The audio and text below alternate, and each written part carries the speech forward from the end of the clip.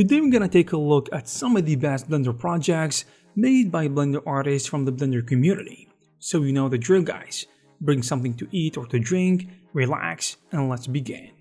The first project actually blew my mind when I first saw it. This German artist called Nicole, I think, aka Nagi on YouTube, created an animation for Spider-Man Across the Spider-Verse, which was just released recently. And he did this using 24 different styles, all in Blender, and in a span of only 7 days, which is incredible.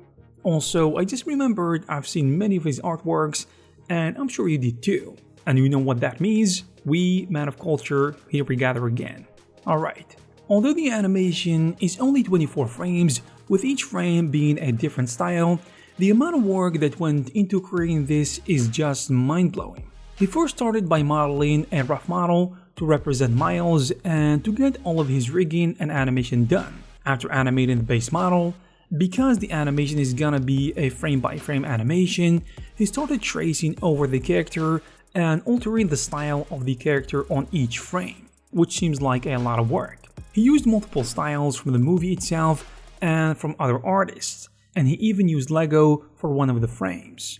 The final product was nothing short of amazing, not to mention the behind the scenes, because it was awfully entertaining and well put together, and generally speaking, it is a great watch. Before we continue, if you are interested in learning more about how to learn 3D modeling and animation, I recommend you take a look at Skillshare. You may know Skillshare for photography, video editing, and illustration classes, but it actually has many animation, game development, and VFX focused stuff. For example, Nextdot on Skillshare offer tons of classes about Blender, ZBrush, Maya, and so on, and they are especially made for beginners. And all of this is just from one creator.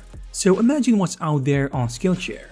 The amazing thing is that, for example, Nextdot are selling their courses for $10 to $15 each, and you can access all of them with the price of less than one course every month, let alone all the other classes available to you from other creators every month. So the first 1,000 people to click the link in the description will get a 1-month free trial of Skillshare Premium membership. Let's continue. This next one is by Storyboat Animations, which is a great example of what Blender is capable of, especially when it comes to particles and geometry nodes. This particular animation was actually a promotional video made for a client of the studio called Golem Network, which is specialized in cybersecurity or something like that. And although they used geometry nodes, they actually used a lot of the classical particle system.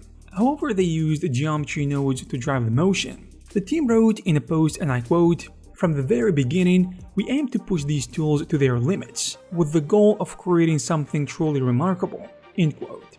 The particle animation is absolutely intricate and amazingly animated. Personally, I'm not even sure I can begin to create something like that. Well, other than opening Blender, of course, I know that one for sure. But jokes aside, if you want to check the full animation and some of the breakdowns, the links will be in the description down below.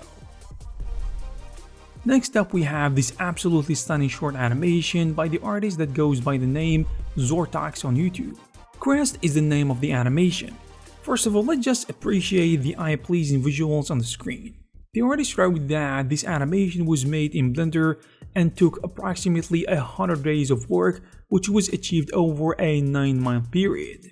The animation was inspired by Norse mythology, and the description reads, "In a mythical Nordic realm, follow a young tribal empress as she ventures in the mountain's crest, amid perpetual rain and mist. She channels her ancient powers, leading to a superb encounter.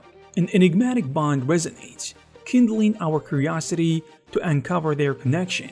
Now, I for once think that this premise is captivating, and I wouldn't mind watching a complete short film about this.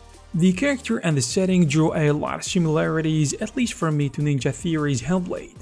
But a couple of things that I like a lot about the animation is composition, but also the other stuff like modeling, texturing, lighting, and so on, which were all outstanding, but I think composition was a big component of this animation.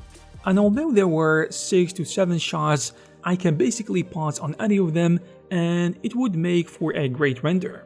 You can try this for yourself actually. but there were also a few things that I would nitpick on cause I like the animation a lot. First of all, I'm not a big fan of the slow motion rain because I feel like the problem stems from two things.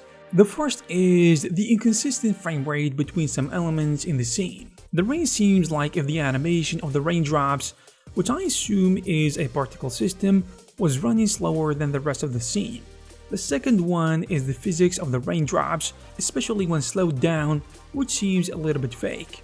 I know these are super intricate details, but here we are. But before someone comments that I'm jealous of this animation, I'm gonna tell you right now, I love this so much and yeah, I'm jealous. Now we're gonna go to this brutal car accident with a complete car destruction simulation entirely made inside Blender. To be honest, we don't see every day someone achieving this kind of detail and simulation and accuracy using Blender.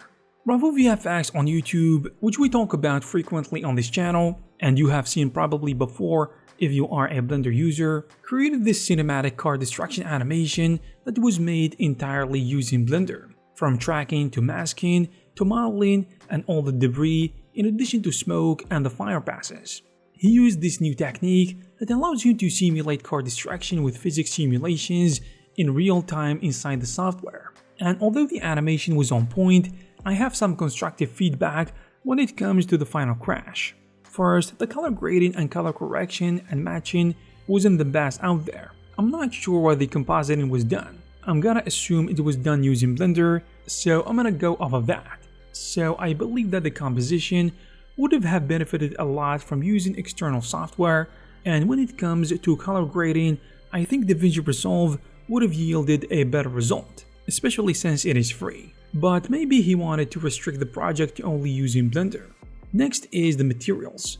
I feel like the materials, especially on the car, can also get a little bit more work done. Other than that, everything else is on point and of higher quality compared to the material work, but maybe that's just me. Finally, the artist is releasing a full breakdown of the course on how to do this on his Patreon if you are interested. So I hope you guys found these projects inspiring. If you did, please give it a thumbs up. You can also take a look at some of our previous videos. Thank you very much for watching, and I'll see you in the next one.